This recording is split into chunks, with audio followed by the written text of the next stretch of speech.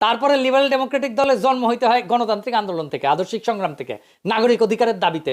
কিন্তু বিএনপি কি হয়েছে? সামরিক সরকারের পৃষ্ঠপোষকতায় জন্ম হয়েছে না, রাষ্ট্রীয় ক্ষমতার সরাসরি সুবিধা নিয়ে জন্ম হয়েছে না, উচ্চ পদস্থ প্রশাসন ফৌজদারি কাঠামো ব্যবহার করে জন্ম হয়েছে না।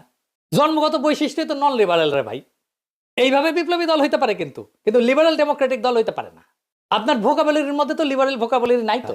আপনারা তো ইসলামকে জাতীয় জীবনের মূল হিসেবে ঘোষণা করছেন, আপনারা লিখছেন আপনাদের ঘোষণাপত্রে রাষ্ট্র রাজনীতির লক্ষ্য হিসেবে ইসলামের শিক্ষা সম্পূর্ণভাবে প্রতিফলিত করা, সর্বশক্তিমান আল্লাহর প্রতি সর্বাত্মক বিশ্বাস। এটা আপনি রাখতে পারবেন না তো লিবারেল ডেমোক্রেট হইলে, বলতেই পারবেন না। যদি নিজেকে লিবারেল ডেমোক্রেট দাবি করেন তাহলে বলতে পারবেন না।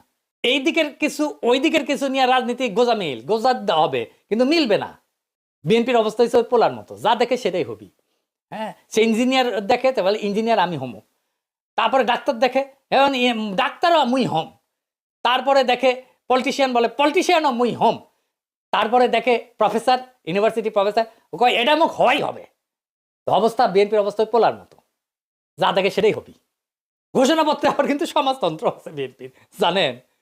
মানে রাজনৈতিক তত্ত্বের মাঠে এত সুন্দর সুন্দর তত্ত্ব মির্জা সাহেব বুঝতে পারছেন না কোনটা সেইরা কোনটা ধরবি। একটা গান ছিল না, ওই যে এত সুন্দরী কোনটা সেইরা কোনটারে ধরি। আগে আমরা শুনতাম 2 নৌকায় পা, বিএনপি যে 6 নৌকায় পা দিছে আল্লাহ মালুম।